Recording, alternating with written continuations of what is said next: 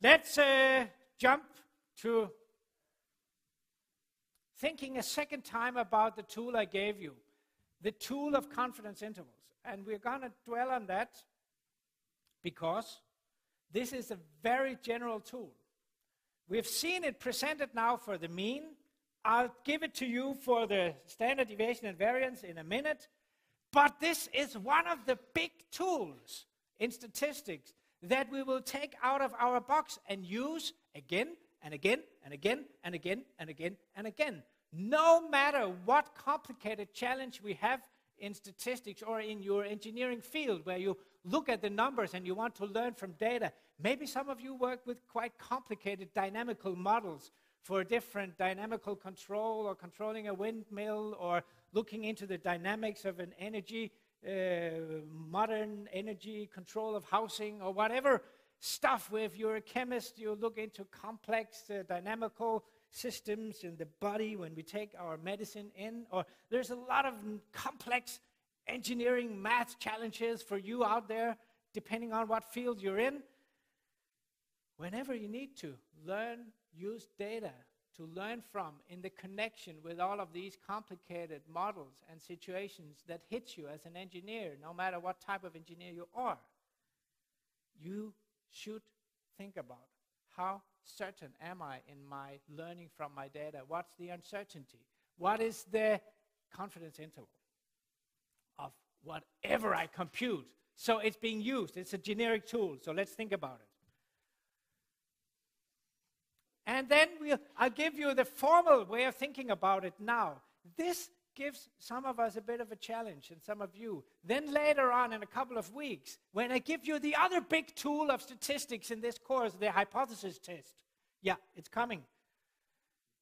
We will get a new way, an additional way to also think about the confidence interval, in a nice way. But let's stick with the formal one now.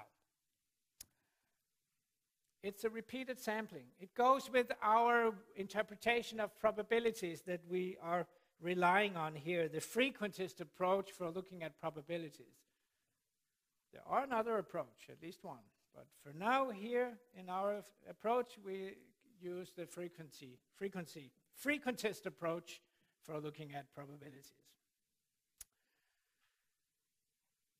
The method, if you think about, did I bring the formula here? Not really, but if you think about, let's jump back to the formula. Sorry for jumping, I should have brought it. I'd like to look at the formula, just a sec. Here.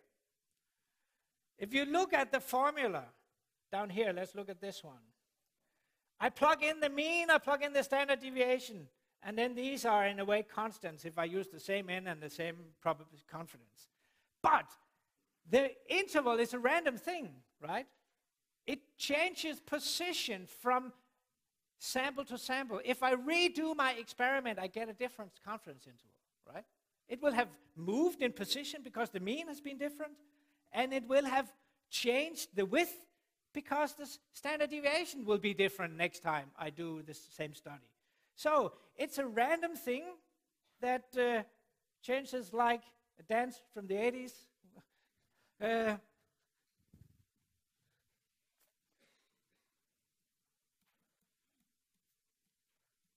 That's pretty much as far as we took it back then. Today it's more challenging.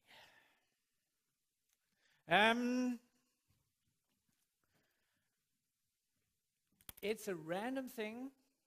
It doesn't look nice, but think about the dance from the 80s, right? Goes like this. Goes with Depeche Mode in a way.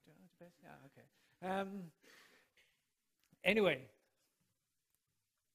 it's a random thing that changes position and width.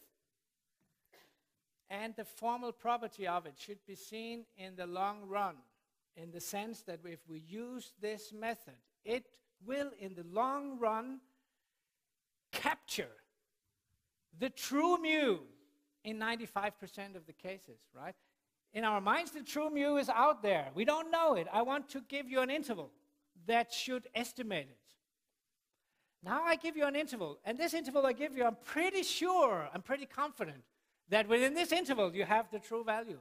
But I'm not 100% sure, right? I'm 95% confident that this interval will include the right information to us. The way that I should think about my problem, that I may not be quite correct, is that most of the time this interval will do it for me. 5% of the time I miss it. I live with that.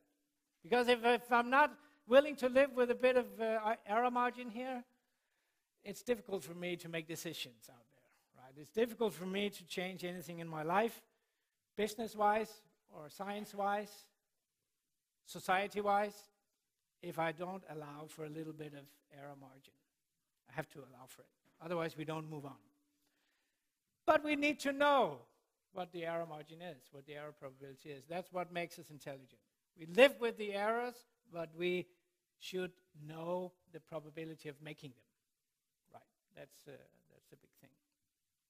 So, the formal expression that comes from the theorem we've given is that this random interval, it comes from the t-distribution. The random interval, maybe here is it more clear that this is the random interval that I put here. The random interval includes the mu in 95% of the times. And it's a simple rewriting. This statement comes from the t-distribution, right? So this thing is t-distributed, so it is in the interval 95% of the time. Shown here. Now I use the computer and not my sketches. Was that easy to follow?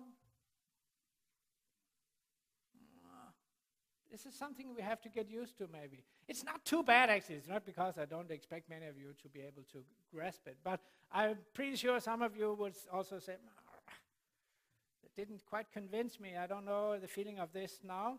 But hey, I'm going to give you another way to think of the confidence interval in a couple of weeks. Or with, I think, a autumn break in between, actually, if I remember the plan correctly. Anyway, we have one more thing on the plan.